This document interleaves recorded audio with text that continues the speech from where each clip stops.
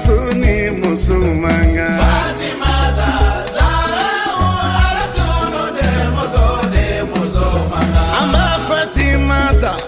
hatte sambina ni farafinjiri baraw la o de kun cɛra ni fura kelen labɛnni ye min tɔgɔ dara ko Kaaba Sirop.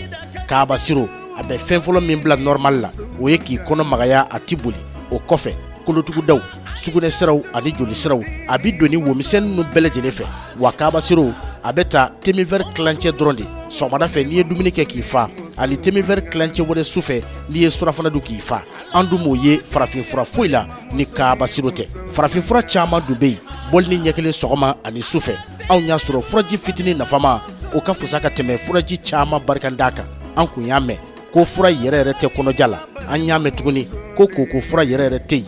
Musow ka koli tigɛtigɛli fo ka taa se sumaya ani sayi ma. Jaja n'i ma bɛn ni fura ɲɛnama ye i bɛ fɛn caman fɔ. An bɛ don minɛ ko bi Kaaba Sirop ye mɔgɔ caman de dalakan yɛlɛma. Kaaba Sirop Meri Ibrahima Konate ka tɔgɔ dalen don n'ale tun ye kunnafonidila ye teleso la, wa ale kelen pe de kumakan bɛ fura in kan Mali arajosow bɛɛ la. Wa o fura kelen de bɛ ka kofɔ Sikasso radio Nour FM ani radio Soleil baarakɛlaw fɛ.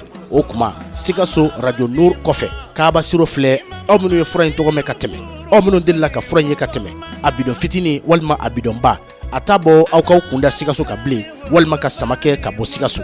Kaaba Sirop ale tɛ ko fɔ Sikasso mara kɔnɔ bilen, nka an bɛ fɛn min ɲini aw fɛ a y'aw hakili to a ladegebaw la. Min bɛ fɔ ni bɛɛ kan k'i hakili to o la. Kaaba Sirop fura yɛrɛ yɛrɛ min ji ma ɲagami kuma tɛ k'a bayɛlɛma, n'i y'a san yɔrɔ wɛrɛ fɛn wɛrɛ de b'i bolo o tɛ Kaaba Sirop ye. Kaaba Sirop kɔnɔja banbali, koko, farikolo ŋɛɲɛ, fasadimi, kɔdimi ani senkurubadimi, muso minnu ka laadaw bi panpan, sumaya ka taa se dumunikɛbaliya ma, a bɛ ka feere nin waati na bidɔni kelen 200 o y'a bidɔn fitinin. Sikassokaw ye fɛn min ye Kaaba Sirop la, an bɛ jɛ ka mɔgɔ damadɔ ka seereyaw lamɛn telefɔni cikanw fɛ. I ye nafa ye fura in na dɛ. Ka mɛ Ala kɛ n da n ko m'a ɲuman min fɔlɔ. Alahu akibaru. Wala ne y'a bidɔni kelen min k'a ban ka dɔ di n kɛ maa kun ye, ne kɔni m'a ɲɔgɔn min fɔlɔ. Alahu akibaru. M'a fɔ a ɲɔgɔn tɛ dɛ, m'a fɔ a ɲɔgɔn tɛ, ne de mɛ deli k'a ɲɔgɔn min fɔlɔ. Awɔ o y'a fɔ cogo ye mɛnɛ. Wala bon tiɲɛna a kɔni a ye ne kɔnɔ magaya tiɲɛ yɛrɛ la, a tɛ mɔgɔ kɔnɔ boli a bɛ mɔgɔ kɔnɔ magaya, fura kɔni ɲɛna. Parce que i ka fura nin ka ɲi. Alhamdulillah.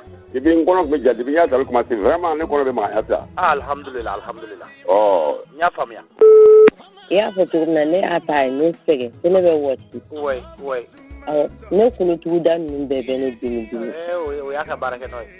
Mais fura ni sisan cɛ a bɛ ka nɔgɔ de bɔ.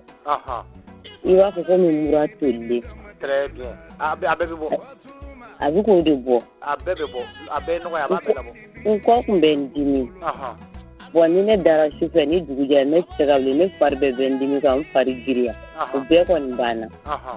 Mais nɔgɔ de bɛ ka bɔ sisan. Voilà. Donc i b'i continuer k'a ta, n'o banna an bɛ dɔ ci ma. Awɔ a kɔni bɛ ka baara kɛ. Bana in ye ne sɛgɛn a ka ca san 5 ye fo ka ne ka bange tigɛ. Alahu akibaru. Y'a ye waati dɔw yɛrɛ règle yɛrɛ a b'o tigɛ pewu fo ka kalo tɛmɛ ne kan a bɛ tila ka na. A bɛɛ bɛ bila normal la. Y'a ye ɲɛɲɛ baara joli baara Ala k'o kɛ. Ala k'o kɛ. Isi sɛbɛ ka foli filɛ. Ne b'i barikada Aisha jaba. Kumadɔnnaw b'a fɔ ten ko fana ko ale de seere bɛ bɔ kɔfɛ. Ka kɔrɔfɔ kun cɛ Kaaba Sirop bidɔni fitinin ye 200 ye, wa an b'a fɔ aw ye a tɛna ye yaala kɛlɛbolo suguw kɔnɔ walima wotoroniw kɔnɔ.